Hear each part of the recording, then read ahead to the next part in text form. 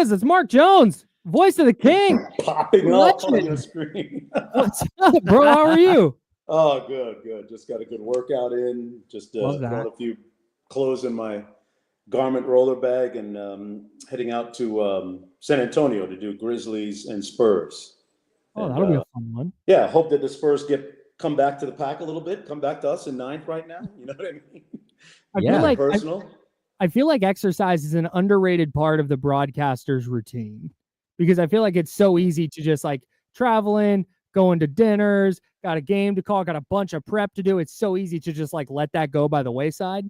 So salute to you for having it be part of your day. That's big time. 4,000 feet on the Versa Climber, burned about 570 calories this morning. Man, is that just a 30 minutes? Yeah. My goodness. Guys, the suits are too expensive to have to buy again, man. I hear you, Mark. I just decided to not wear the suits anymore because they don't fit.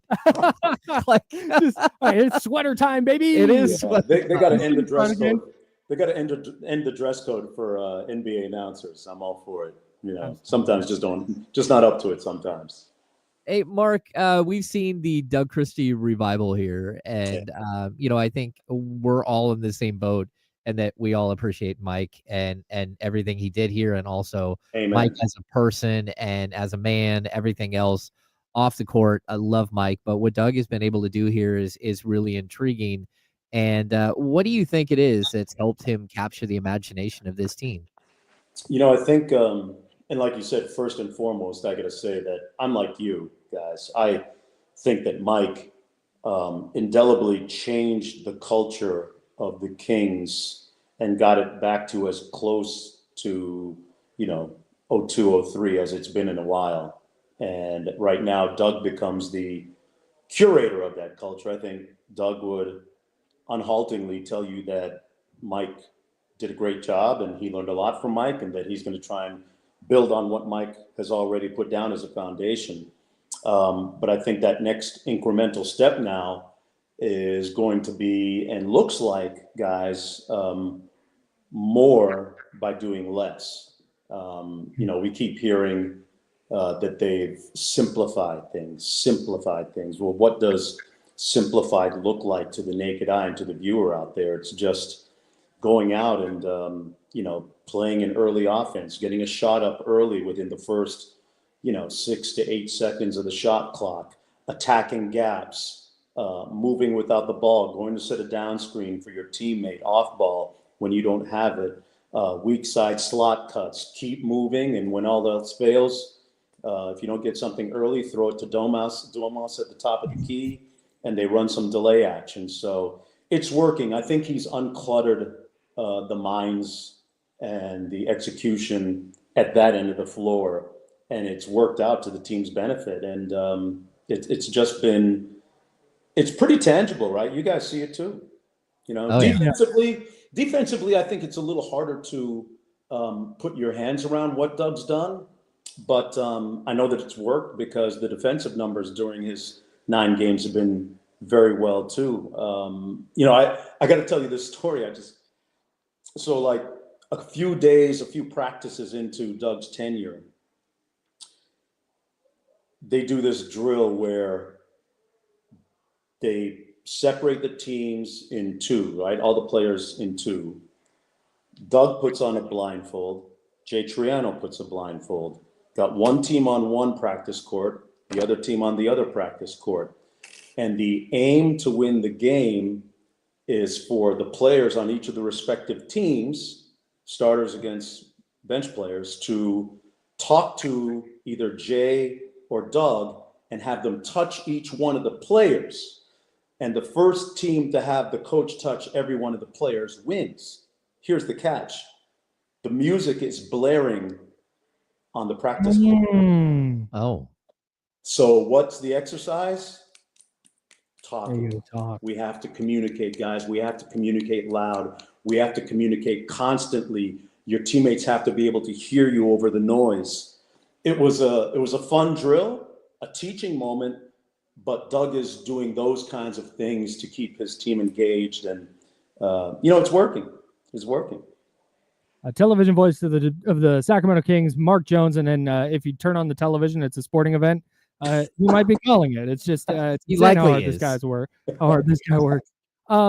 Do you? We've been talking a lot about the Kings Rockets matchup, their previous matchup this year, Right. where things got a little bit chippy with De'Aaron Fox and Dylan Brooks. Do you expect that to play a role in how the Kings come out tonight? I think so. I think, the Milwaukee game aside, previous to that, the Kings have been getting off to some pretty good starts. But if they ever needed a warning shot before a warning shot before a warning shot, it's just knowing that, Brooks and Fred VanVleet and Amin Thompson and the Rockets are coming to town. And the guy that sets the tone is on the sideline, right? Ime Udoka. So they shouldn't need any extra motivation to come out with a lot of fire in the first quarter. We saw what happened last game. There were ejections, there were technical fouls. It's going to be a physical game. And this game, as much as any, will be a pretty good test to see how Sacramento deals with a team that plays with a lot of force, right? I mean, it's these guys, it's Memphis, and the Kings were equal to the challenge in Memphis. So this should be fun tonight. And we all know that when guys try to get physical with De'Aaron, and if De'Aaron gets a fat lip or gets hit in the mouth or something, that's when he transforms into, the Incredible Hulk on his Black Air Force energy, Yeah.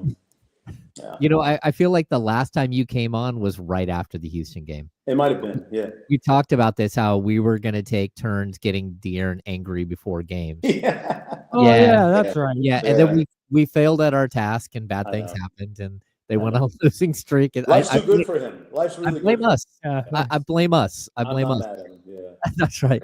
Yeah. Mark, when you're looking at a game on TNT, and this is a moment for De'Aaron, for Domas to really show the rest of the NBA world who they are. How big is that for a player who, again, one of them is sitting in 8th in fan voting, one sitting in 9th in fan voting in the Western Conference, but both they have all-star credentials. Yeah. Do you think this is a moment that they seize and that they see hey, I need to put on a show? Yeah. I think, Houston is one of the top half team in the Western Conference. And, Domas and De'Aaron are both very proud players, and so is DeRozan for that matter. I mean, so I think that they obviously know that whenever you see that broadcast position set up courtside, they know that the game's going to be a little bit different, whether it's ESPN, TNT, NBA TV, and players are nuanced to those kind of things. And, like I said, De'Aaron, this is a great environment for him with the guys that are going to be draped all over him tonight, especially, Thompson and, I don't know if Eason's playing, but all of the other great perimeter defenders they have. And then Sabonis too, because Domas was a guy that should have been voted in, I think, last year and didn't make it. But, the one thing that I'll tell you about Sabonis, I think he's ready to put on a show tonight as well against Şengün. That's a great matchup, two kind of like centers. But in speaking with a scout that I spoke to in Milwaukee recently, he told me an interesting observation he thought about Domas that, and he's watched him throughout his career, that of late, like in the last year, he's become very comfortable in his celebrity, his increased status, with the Kings. And, he's so deferential, almost to a fault. But this year, he seems to have realized in the scout's eyes that he's helping his team by being less unselfish, if that makes sense. Yep. And, tonight's a great opportunity for him to further showcase that. That was a big talking point last year, was I'd be like, man, I would like to see Domas shoot it more. And James is like, well, it's not like his game. It's this and that. And it's like, but I'm not asking for a lot. Yeah. It's 2.5 threes a game. That's great. 3 or 4 would be better, but I feel like his shot selection is certainly more aggressive this year. Yeah. I mean, we see the frequency of 3-point shots that he's taking now. If he can get that up to even like 5 per game, man, I'm not sure that 46% that he's sitting at right now would fall that much more because, he repped that thing out all summer with Doug Christie, whether it was at the practice facility in Napa at Domas's home doing 2-a-days or over at the NBA practice facility over in Spain where they spent some of the summer. By the way, guys, I'm working on a trip for the 3 of us to make that journey next year. That's That'd be right. great. Can't wait. Looking forward to it. We've talked about this. Mark. We need to be on that plane. I also, something for you when you're out there and you're talking about the Kings and you're doing other games. You do know that right now, Domantas Sabonis leads the league in rebounding and 3-point percentage at 47.2%. Yeah. I said 46. Yeah, it's up to 47 now. Yeah. Albeit on low volume, but it still counts because he's amongst the leaders. Yeah. You know what? It kind of there was a broadcast crew the other day when we won a big game on the road that seemed to be shocked at Domas knocking down several 3-pointers. Nothing screams like, pal, you ain't been watching. You need to get off that Ambien and not sleep on that. You know what I mean? That's right. It didn't just start, guys. We've seen it from the start of the year. So I want to jump back to talking about what Doug has been doing offensively and just kind of making things a little easier. One of the things I noticed was Keegan Murray has taken 8 threes in the last 4 times in the last 5 games, and he did that 3 times all year prior to the last 5 games. Yeah.